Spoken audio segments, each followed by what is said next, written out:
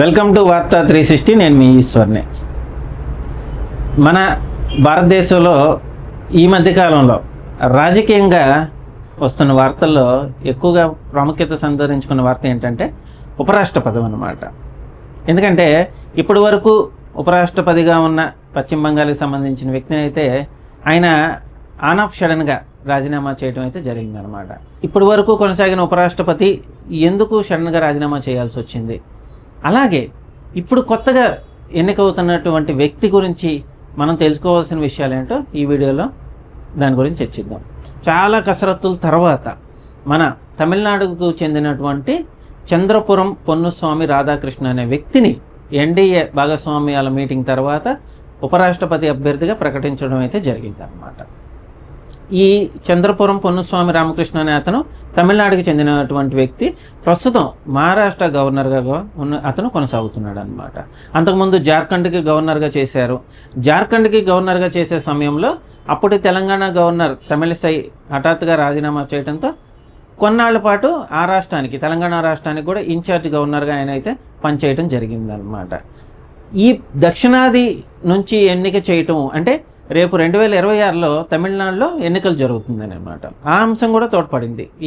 ఈ రాధాకృష్ణ అనే వ్యక్తిని ఎన్నిక చేయడానికి రేపు 2026లో తమిళనాడులో జరుగుతున్న ఎలక్షన్స్ కూడా ఒక కారణం అనమాట. అలాగే తమిళనాడులోనే ఎక్కువగా పెద్ద సంఖ్యలో ఉన్నటువంటి గౌండర్ సామాజిక వర్గానికి చెందిన వ్యక్తి ఈ రాధాకృష్ణ అనమాట. అంటే ఆయనకి ఎంపిక చేసే విషయంలో ఈ సామాజిక వర్గం ఎక్కువ మంది ప్రజలు ఉన్నారు కాబట్టి ఇది కూడా దోహదపడింది అనమాట.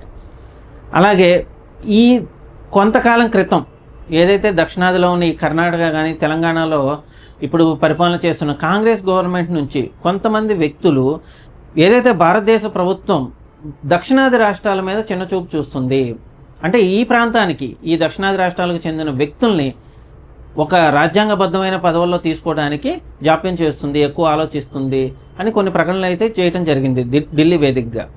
ఆ అంశాలను కూడా ఈ ఎన్డీఏ ప్రభుత్వం పరిగణలోకి తీసుకుంది.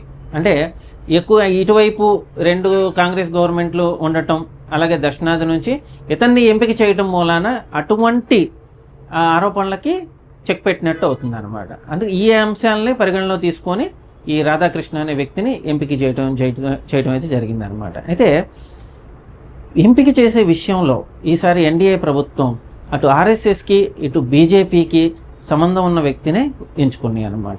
ఈ రాధాకృష్ణ అనే ఆయన ఎప్పటి నుంచో, అంటే దీర్ఘకాలం, గత 40 సంవత్సరాలుగా బీజేపీ ప్రభుత్వంలో కొనసాగుతున్నారు అనమాట. అంతకుముందు ఆయన తమిళనాడుకి బీజేపీ ప్రెసిడెంట్గా కూడా చేయడం జరిగింది. 2 సార్లు కోయంబత్తూరు నుంచి 2014, 2019లో కూడా కోయంబత్తూరు నుంచి ఎంపీగా పోటీ చేయడం జరిగింది అనమాట. అయితే 2 సార్లు ఆయన ఓడిపోయాడు.